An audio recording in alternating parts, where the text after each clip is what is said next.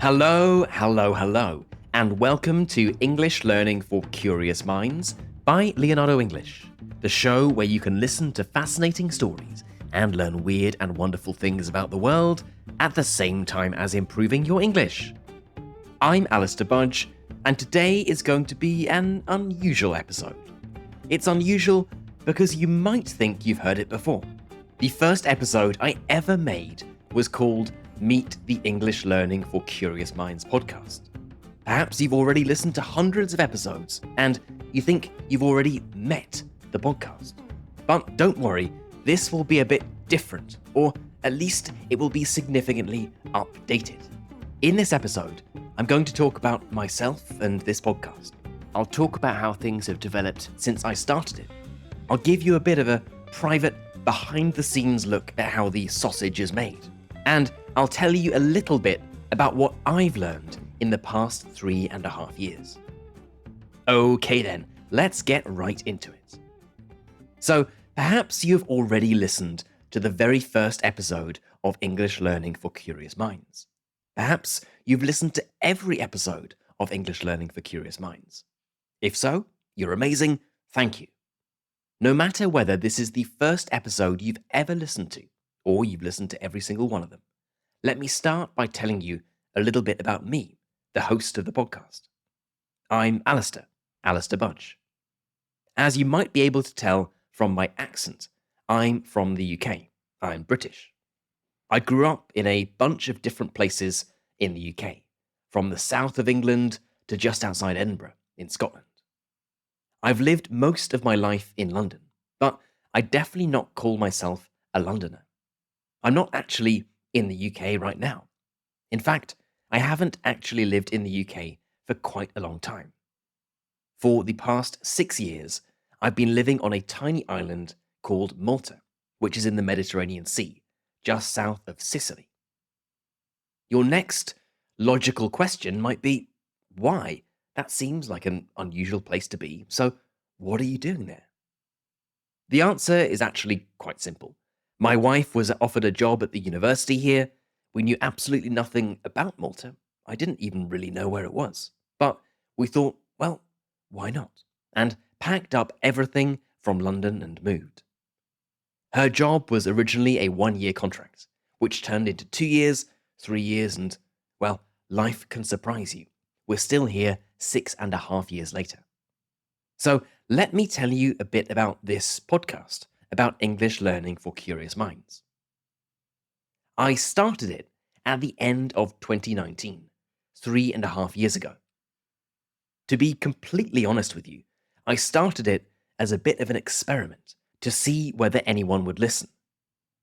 The idea behind it came from my own experience, not as an English teacher, but as a language learner.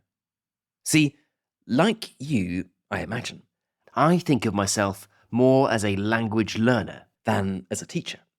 I've learned lots of different languages to varying degrees. Like lots of people of my generation in Britain, I learned French at school. But as any French person who meets a British tourist will know, the general standard of language teaching in Britain is not very good. In any case, I loved languages and tried to find every opportunity I could to pursue this. I ended up studying French and Italian at university to what I guess would be a C1 or C2 level, then going on to do a master's in Chinese studies. As part of these studies, I spent a year studying at both French and Italian universities, and I also taught English in China, so I know what it's like both to teach and to learn. In all these years, both as a student and a teacher, observing my own behavior, that of my friends, and that of my students, the people I was teaching, one thing was abundantly clear. Learning is 100 times easier if you are actually engaged with what you are learning, if you find it really interesting. I saw this with my own behavior. When it came to textbook-based learning, I always did the minimum amount of work. I knew I could pass the exams by doing this, and there were many more fun things to be doing at university than sitting down with a grammar book. But when I found something that I actually cared about. When I found a book or a film director I loved, I would consume everything I could. And it didn't feel like studying. Now, what does this have to do with English learning for curious minds? Well, in my native language, English, I read a lot. I watch documentaries, go down Wikipedia rabbit holes. I describe myself as being quite obsessive in terms of enjoying learning about history, politics, economics, about how the world works. So I thought, what if there was a way to combine this thirst for knowledge, for information, with learning a language? As to the format of how this could be delivered, I had never had much success with apps or gamified style learning, streaks and stars and all that kind of stuff. Reading and watching films or series both have their advantages, but they are imperfect. If you're simply reading, you don't have the oral element. You can't hear spoken language. And if you're watching something, you either have subtitles, which are tempting to read, or you have no subtitles and you can miss words. But what is the best of both worlds? Something where you can listen and have a transcript to refer to check what has been said, which helps you remember new words and expressions. So, I thought, as a language learner myself, I know that listening and learning about interesting stuff is the most effective way for me to learn a language. Not only do you listen to real native content, but you learn about stuff that you would be curious about in your own native language. Surely, I can't be the only person in the world who would like this. I figured that the only way to test it was by trying. So I wrote the scripts for 5 episodes, asked a friend for a microphone, recorded them, built a basic website, and hit publish. The first one came out in December 2019. It was the first Meet the English Learning for Curious Minds episode. And you can still listen to it now if you like. It's episode number 1. Right from the start, I wanted to offer people the ability to pay a small amount of money to access all of the learning materials, the transcripts and vocabulary. I knew from my own experience that these resources are incredibly helpful, valuable, and can be a crucial part of going from passive consumption to active learning. So I figured, well, I would happily pay for something like this. I thought perhaps other people might do so too. Now, fast forward to today. The podcast has been listened to over 4 million times by people in literally every country in the world. I checked, and there have even been listeners in the Vatican City. But I can neither deny nor confirm that the Pope is a listener. That's actually a privacy thing. All you can see in the podcast analytics is the country, nothing about the individual person. So let me tell you a little bit about what has happened since I recorded the first one, so I can take you on a bit of a journey through the history of this show. I told you I started this as a bit of an experiment. I gave myself 3 months, thinking, if it doesn't go anywhere, if nobody listens and nobody becomes a customer, well, I've only lost 3 months. And it won't be a waste of 3 months because I'm sure I'll have fun and learn something. After these 3 months, the show had about 50,000 downloads and paying members from a dozen or so different countries. It was off to a good start. But it was still, to a certain extent, not my full-time job. When I first started, I was still working part-time as a marketing consultant to pay the bills. See, before starting this podcast and the business behind it, I had a relatively successful career working in technology startups in London. So when I started the podcast, I was also consulting on the side. Anyway, about 6 months after starting this podcast, I decided to go all in, to fire myself from the consulting jobs and focus on making the best possible product for curious independent learners, for you. Things got a little bit more professional. Now we have a professional editor, professional researchers, scriptwriters, and teachers working to create the learning materials that come with the show. There are now hundreds of thousands of people who listen every month, and we have paying members from almost 100 countries. Now, if you'll allow me, here's where I want to quickly tell you about what our membership gives you and why I'd love for you to give it a shot. We make one podcast episode per week available for free for everyone. Occasionally, there might be sponsorship messages, but these episodes are free to listen to. You're listening to one of the free ones right now. But we also have a paid membership, which gives you access to all of our bonus materials, so that's more than double the number of episodes. It also gives you access to all of our interactive transcripts, which gives you translations in 12 languages, as well as the subtitles, key vocabulary, study packs, our community, and more. Essentially, it gives you everything you need to turn the podcast from an interesting show to listen to into a properly rounded, professionally produced learning resource, something that I firmly believe will help you improve your vocabulary, comprehension, and fluency in a way that is hard to do with traditional methods. It's been 3.5 years, and we have continued to add more and more stuff to the membership. The translations in 12 languages, subtitles on the website, challenges, events, and more. So if you do like the sound of this, and you would like to support the work that I and our small team do, then I'd love for you to check it out. You can find all of the information about our membership over on the website, which is leonardoenglish.com. Now, let me tell you a bit more about the journey to get to today, where we are now and what we have planned for the future of this podcast and for Leonardo English. When I first started making the podcast, it was super unprofessional. I knew absolutely nothing about how to make a podcast. Naively, I thought it was not much more complicated than getting a microphone and pressing record. Of course, you can't do a podcast without pressing the record button and talking into a microphone, but there is a lot more that goes into making one than that. In fact, I listened to the first version of this episode back from December 2019, and I felt pretty uncomfortable listening to it. Part of me thought it would be better to remove that episode completely and replace it with an updated one. But I always think it's fun to see where people and companies have come from. It makes it all a bit more real, you know? So anyway, I've left the old versions up for you to see for posterity's sake. We are at almost 400 episodes now, and ever since that first episode, we've made 2 new ones every single week, covering all sorts of weird and wonderful topics.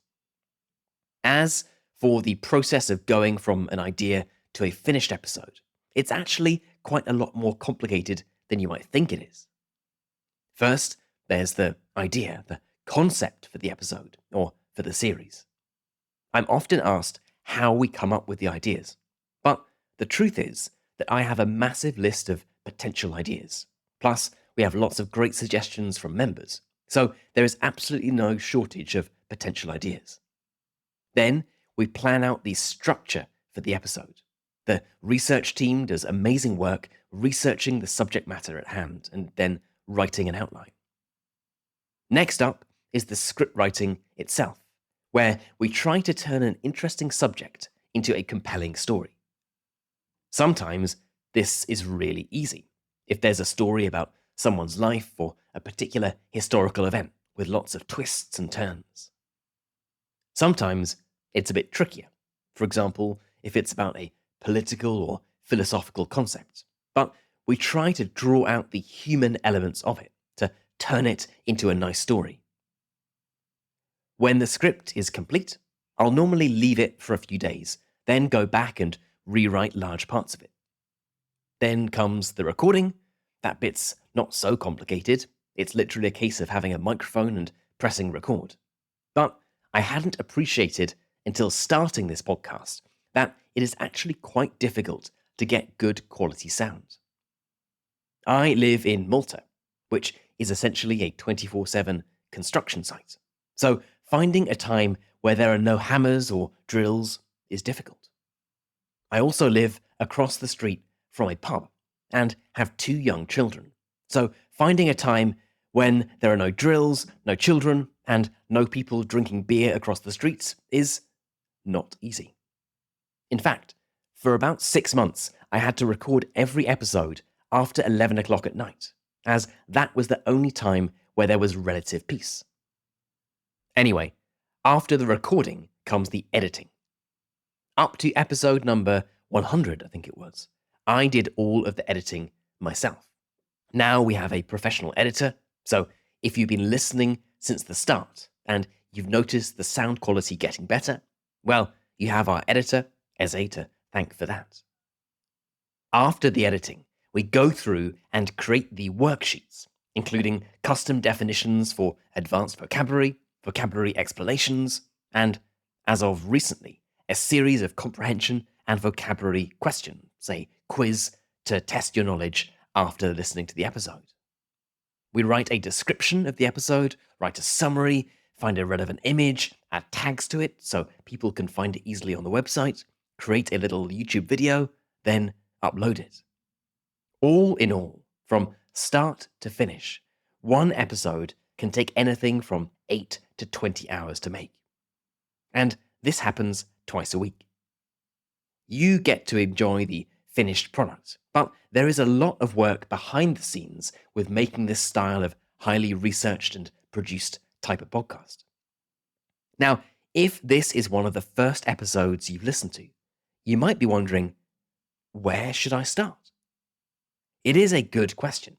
There are already literally hundreds of hours of episodes to listen to. Should you start with the first one? The last one? Somewhere in the middle? It's tricky because many traditional language courses have a clear start and end. You start on lesson 1, you go on to lesson 20 or whatever it is, and then you have completed it. You get a nice little certificate that makes you proud, and you're done. With English learning for curious minds, there is no clear start, and there will never be a clear end. This is by design. It's on purpose. It's also how language learning works in the real world. There is no finish line. It's about the journey. So, back to the question, where to start? I would certainly not recommend that you start from the first episode, because I think the quality of our episodes has continued to improve over time. I might even say that the first one is the worst one. I'd say that you should start from the episodes that seem the most interesting to you. It's well documented that it's easier to learn a language if you're interested in the subject matter, and it's also just blindingly obvious. So start with the episodes that are most interesting to you and work from there. The best way of finding interesting episodes is through searching on the Leonardo English website, as you can type in anything: gangsters, queens, British humour, and you'll see episodes about that topic. Listen to what you are interested in, ignore what you are not, and that is a surefire way of staying motivated, which is half the battle with the language learning. I'm biased here, of course, but I think you should also try to listen with the interactive transcript and subtitles. If you're wondering what an interactive transcript looks like, it's much more than just text.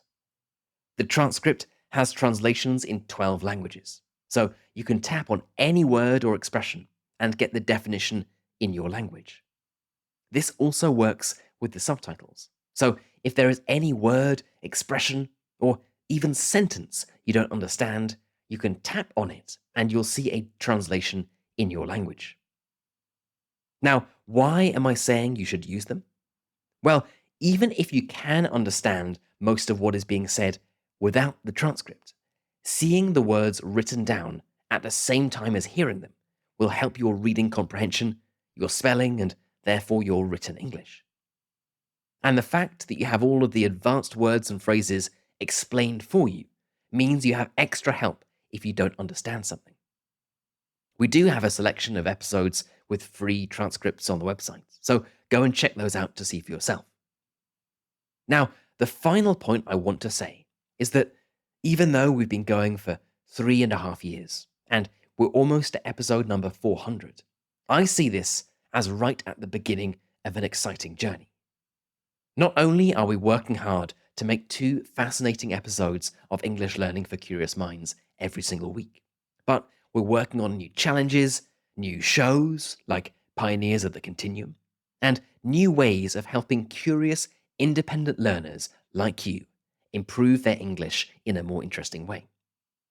There are clearly a million different ways for someone to learn a language. Listening and learning with this podcast is just one of them. So the last thing I want to say to you is thank you. Your time is valuable.